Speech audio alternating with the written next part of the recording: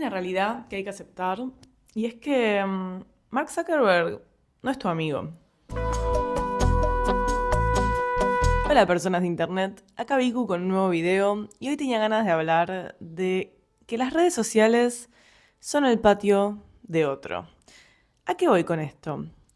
¿Viste cuando vas a una fiesta en la casa de alguien y por ahí vos tenés ganas de hacer cualquier cosa que se te ocurra? No sé, querés hacerte un sándwich y de golpe vas a la heladera y no hay lo que vos querés y por ahí el dueño de la casa te dice, che, a partir de ahora quiero que para quedarte me pagues, no sé, la carne del asado o el vino que tomaste o lo que sea, y te das cuenta que no estás en tu casa y se genera un conflicto de que vos tenés deseos y emociones en función al territorio en el que estás, pero no estás en tu casa. Bueno, de una forma mucho más monstruosa, siento que algo así es lo que pasa con las redes sociales y muchas veces con la comprensión que tenemos de ellas. Yo trabajo mucho con artistas y algo que pasa mucho con artistas y redes sociales es un enojo de que las redes sociales no hacen lo que queremos que hagan. Por ejemplo, subimos nuestra obra conceptual, súper abstracta y hermosa, increíble, maravillosa, pero por ahí no tiene alcance, ¿no? O no tiene me gustas, o no tenemos seguidores, o no le llega a la gente a la que quisiéramos que le llegue. Y lo tomamos como un defecto nuestro, ¿no? Lo tomamos como, uy, no, ¿por qué es que Instagram me odia? Esta es una frase muy común también. ¿Por qué es que las redes sociales me odian? ¿Por qué tenemos que hacer esto de usar las redes sociales? Las odio. Y aún así tenés que de alguna forma estar, o muchos artistas sienten esta responsabilidad de que tienen que estar igual en las redes sociales. Yo lo que trato de comunicar en estos casos, y que me parece muy importante entenderlo, porque yo lo entendí hace unos años y es muy... cambia totalmente tu perspectiva de Internet, es que Internet ya no es lo que fue, lo cual no lo hace totalmente incompatible con la posibilidad de compartir nuestro arte en esas plataformas, por ejemplo, Instagram, TikTok, YouTube, Google, pero sí hace que tengamos que entender las reglas de ese espacio que estamos intentando habitar. Primero, para no frustrarnos.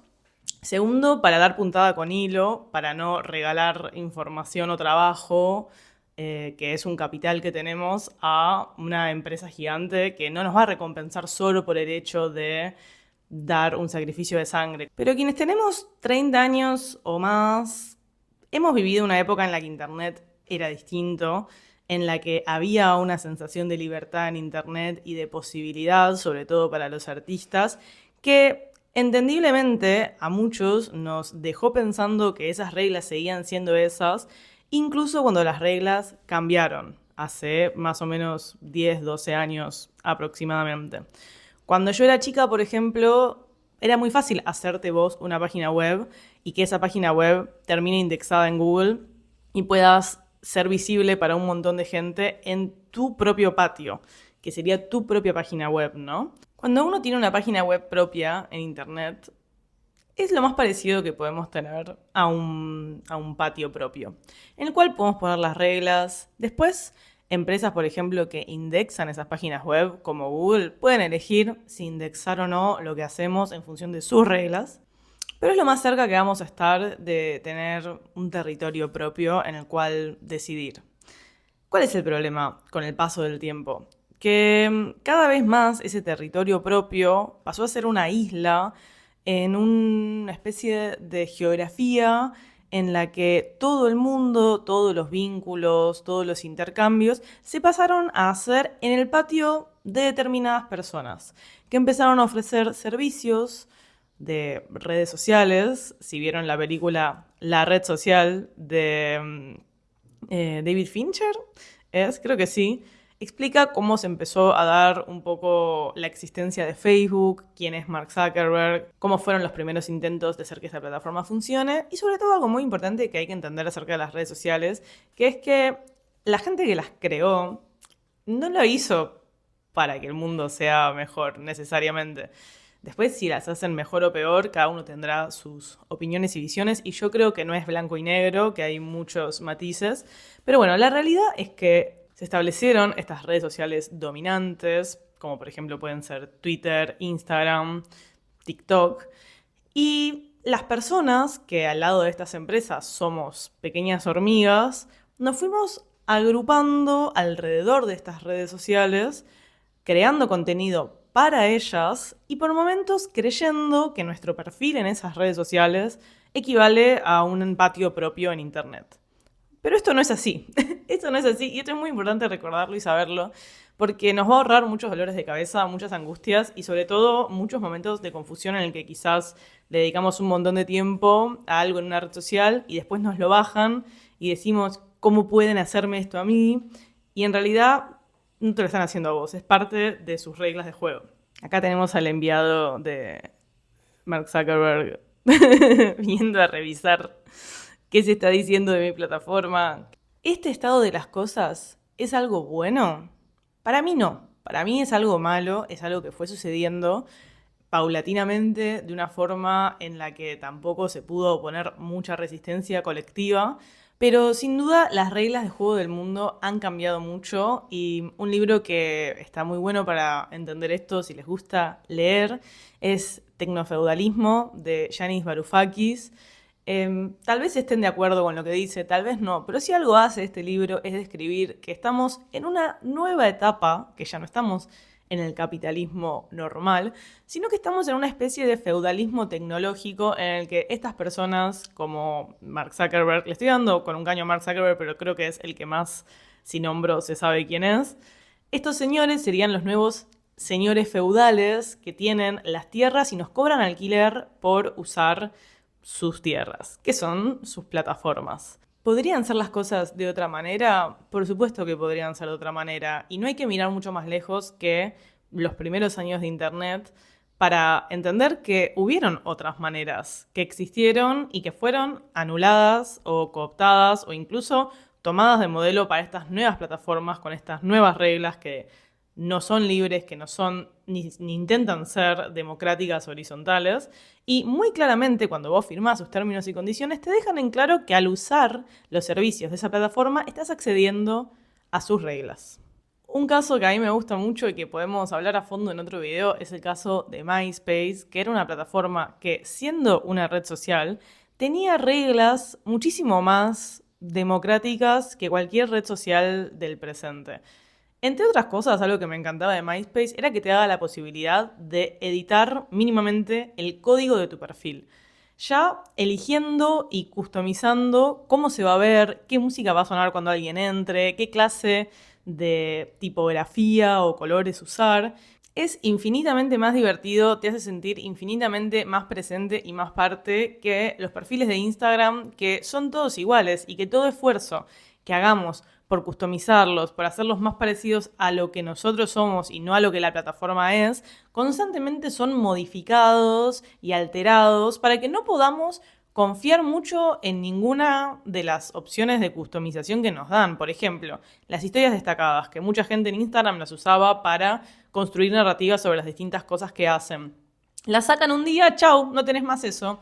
¿Le dedicaste un montón de años a curar y seleccionar qué poner en ellas? Se van, pum, no las tenés más. Y ahí empezamos a llorar y decir, ay, no, pero ¿por qué Instagram me hace esto? Porque estás en el patio de otro, estás en el lugar de alguien que no le importan tus sentimientos. Si bien MySpace también era el patio de otro, tenía una idiosincrasia y una forma de ser que era mucho más inclusiva y sobre todo tenía una gran ventaja para los artistas independientes, que de hecho muchos han comenzado sus carreras en MySpace, porque te permitía compartir tu música, te permitía tener un blog, te permitía generar un ecosistema en el que podías ir diseñando estos distintos aspectos de la comunicación con tu audiencia, hacerla interactiva y ir construyendo una comunidad que hoy por hoy en Instagram y en TikTok, sobre todo por cómo funcionan sus algoritmos, es muy difícil porque las plataformas estas actualmente no están pensadas para construir comunidad. Están pensadas para que vos produzcas contenido que aparezca entre muchísimos otros contenidos para mantener al usuario scrolleando. Pero digo, vamos a ponernos en una perspectiva más realista, más material, más, bueno, hoy con cómo están las cosas, sin llorar, porque MySpace, sin llorar por la internet perdida, ¿qué podemos hacer para usar estas plataformas como Instagram, como TikTok, de una manera que al menos no nos drene el alma?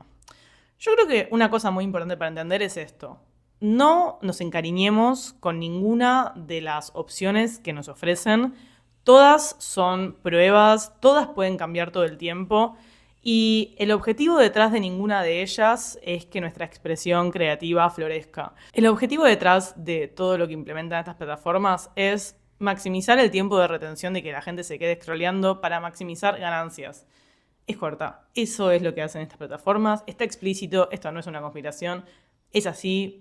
Y sabiendo que así es como funcionan y viendo cómo es que responden a los distintos tipos de contenido, nosotros podemos elegir, usando nuestro criterio y nuestra libertad que nos queda en las garras de este tecnofeudalismo en el que estamos, para decidir si estar o no estar. Y si decidimos estar, en qué plataformas estar, no estar porque sí. Y sobre todo decidir qué compartir y cómo. Y tratar de hacerlo de una forma más estratégica, sabiendo que probablemente eso que es lo más sensible y dulce para nosotros de nuestra obra, quizás como artistas, que no tiene el formato que estas plataformas ofrecen para compartir, tal vez no sea apreciado en su totalidad en estas plataformas. Y tal vez lo que tengamos que hacer es construir una comunicación con la gente que está del otro lado que le puede interesar nuestra obra para llevarla fuera de esas plataformas. A nuestra página web, por ejemplo, a una presentación en vivo, a comprar un libro, demás cosas que tienen que ver con la producción y circulación de obra en el mundo. ¿Cómo podemos usarlas para comunicar lo que queremos comunicar, compartir lo que queremos compartir, construir esas comunidades, entendiendo que son plataformas que no están hechas para eso, que son el patio de otra persona que tiene su propio interés, que no es el nuestro? Así que, bueno, espero que les haya servido esta diatriba acerca de las redes sociales. Es un tema que me importa y me interesa mucho porque de cada 5 artistas con los que trabajo, 4 están profundamente angustiados por las redes sociales y muchas veces lo que hago es tratar de sanar un poco ese vínculo, no para tener un mejor vínculo con las redes, sino para no sufrir. Porque me parece absurdo que un artista que hace cosas hermosas e increíbles se la pase sufriendo porque sus historias no tienen alcance o visualizaciones y siente que es un fracaso porque en Instagram no tiene alcance cuando lo que hace no tiene nada que ver con Instagram. Y es un formato totalmente distinto y hermoso y lo que hay que hacer es pensar Instagram como una herramienta más, una vía para llegar a las personas humanas que pueden llegar a interactuar con esa obra, que como un fin en sí mismo. O al menos eso pienso yo. Cuéntenme qué piensan en los comentarios. Gracias por mirar. Pueden suscribirse a mi newsletter en vicuvillanueva.com o acá en la descripción, que sale todos los domingos con reflexiones y consignas creativas. Y nos vemos en el próximo video.